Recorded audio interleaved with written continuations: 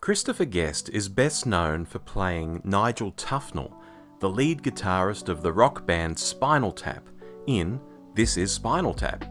But Guest has had such a huge career in film outside of that role that it must sometimes frustrate him for that reference to always come up. I mean, heck, even I couldn't resist pointing it out in the opening of this video, and I'm super aware of his pre- and post-Spinal Tap career. The apple doesn't fall far from the tree, as they say, however, and although Guest has acted in a broad range of films, when you look at the ones that he has written and directed himself, many of them resemble his most famous role in Spinal Tap, in the sense that he really likes making mockumentaries. Working with a similar set of actors and often co-writing with comedy legend Eugene Levy, Guest makes simple topics like dog shows in Best in Show, sports mascots in Mascots, and folk music in A Mighty Wind to create a small world that his actors can then improvise in and make their movie. I've actually seen it said before that although there's a story in play and the actors know they need to get from A to B in a scene, Guest will sometimes let that scene run for 10 minutes before saying cut, and in total he might amass 60 hours of overall film footage to edit down into the final product. Guest compares this process to jazz music. Quote, "You know the basic melody and the key changes, but it's how you get from one change to the next that matters, and you don't know in advance how you're going to do it. I'm completely blank before the camera rolls. I have absolutely no idea what I'm going to say." End quote.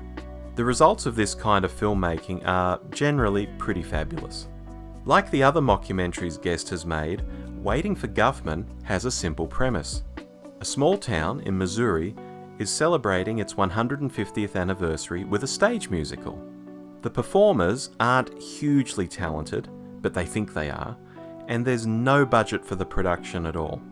We follow them through all the auditions, rehearsals, and then the show itself. The Guffman of the title is a Broadway producer whom they've invited to come and see the show, thinking it will be a way to get it onto Broadway, when clearly it's the kind of amateur dramatics that even the local high school could probably do better than they are. Of course, the film's title is also a reference to Samuel Beckett's play Waiting for Godot, in which two characters, Vladimir and Estragon, have discussions and various experiences while awaiting the titular Godot, who never arrives. Will Guffman be the same? Why not watch the movie and find out? Vitally, like all the other mockumentaries Guest has made, this isn't a straight laugh fest. While every single scene has a line that makes you smirk, there's always a sense that we should be taking the characters seriously, and often with a real dash of pathos.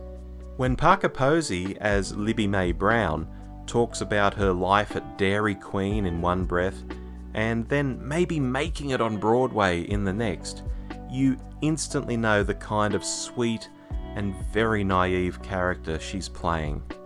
You meet these people in real life from time to time, and although it's funny that they don't get the difference between working at Dairy Queen in a small town and having little talent, yet being able to go to New York City and mount a musical with no experience, you don't tend to laugh out loud at them.